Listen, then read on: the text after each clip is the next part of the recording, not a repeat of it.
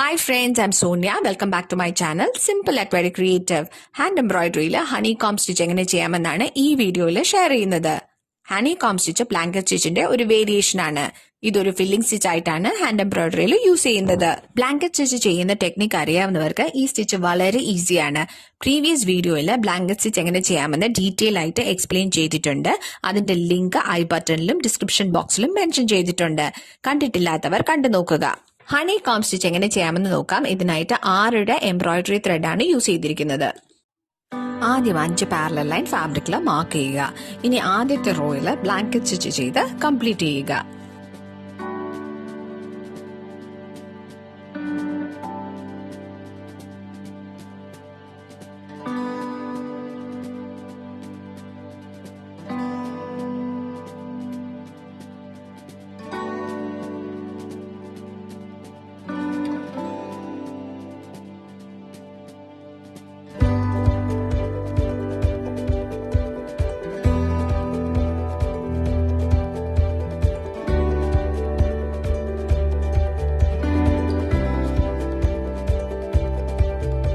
ഇനി വീഡിയോയിൽ കാണിച്ചിരിക്കുന്നത് പോലെ നീഡിൽ ഫസ്റ്റ് റോയിൽ നിന്നും കുറച്ച് സ്പേസ് താഴോട്ട് വിട്ട് നീഡിൽ ഫാബ്രിക്കിലൂടെ എടുത്ത് ഫസ്റ്റ് റോയിലെ വെർട്ടിക്കൽ സ്റ്റിച്ചിനകത്തു കൂടെ നീഡിൽ പാസ് ചെയ്യുക.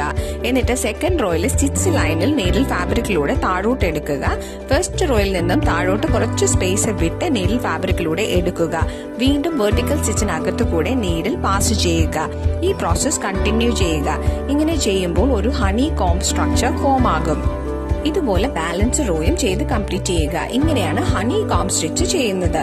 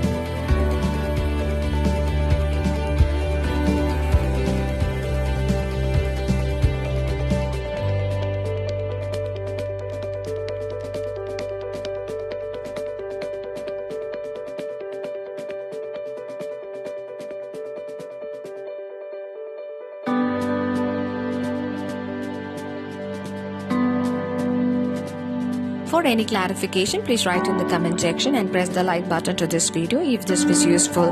Please subscribe my channel and hit the bell icon for new video notification. Thanks for watching.